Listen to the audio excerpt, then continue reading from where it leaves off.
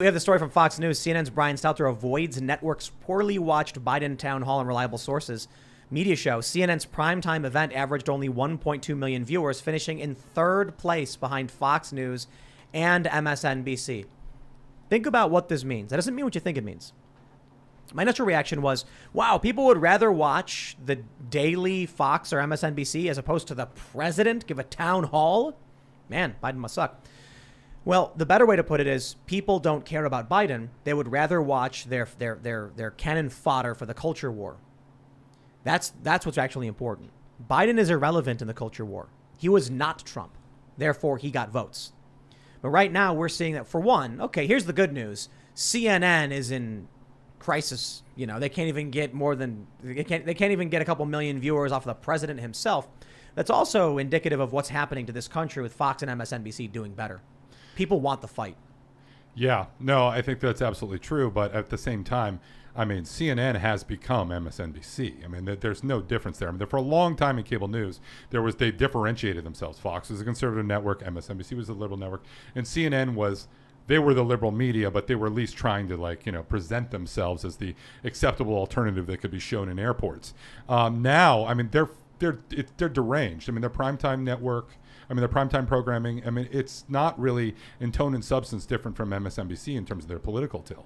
Don Lemon may be one of the stupidest people I have ever seen. Cuomo is also on that network. That's so true. We have to. Hey, you're insulting stupid people now. Do you remember when Don Lemon asked if the missing Malaysian airline may have been sucked into a black hole? Yep. I remember that.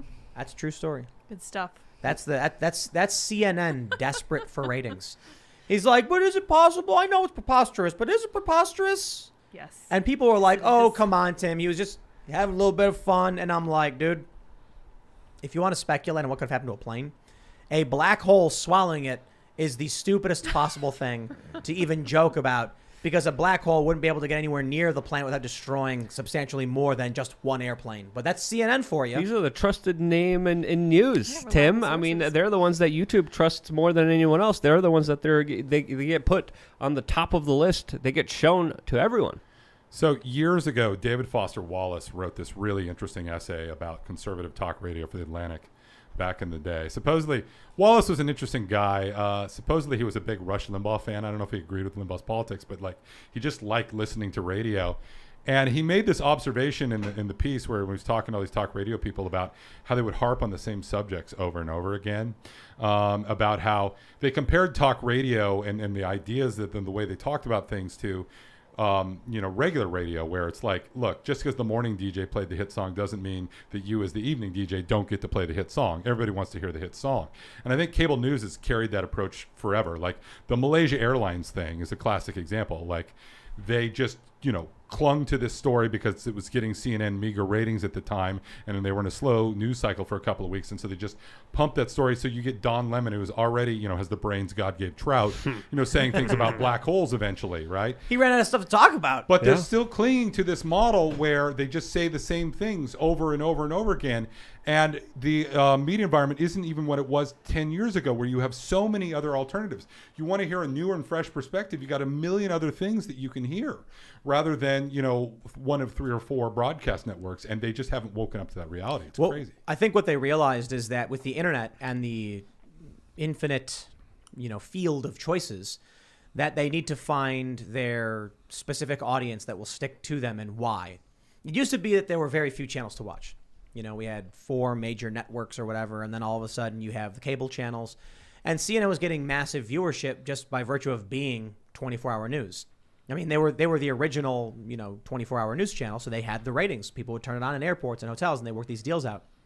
With the internet, people can choose to go read whatever news they want. Yeah. And they can choose the news that's actually comforting to them, and they do, which is bad. So CNN realized we better start pandering as much as possible to a certain crowd. And when Trump came out, the stuff that made him the most money was not liking Trump. So then they said, we need opinion guys who don't like Trump. So now they're MSNBC. How do you recover from that, though? Because when Trump's gone, what do you got left? Well, that's it. And the other part of that story, though, was the credibility they lost during that time, because they went so hard after Trump.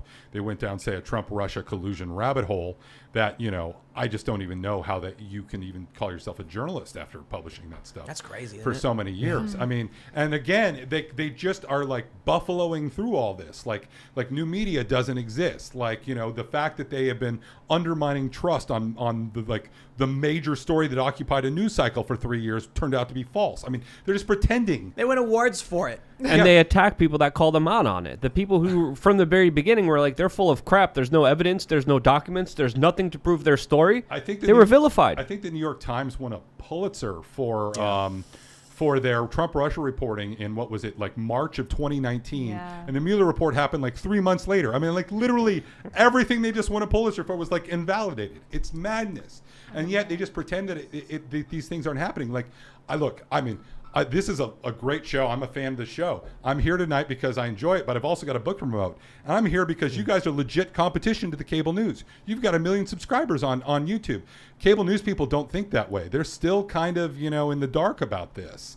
And it's because they're so egotistical. They don't understand Americans are hungry for other perspectives. And they don't understand we have alternatives. And they don't understand they're frankly getting better information elsewhere.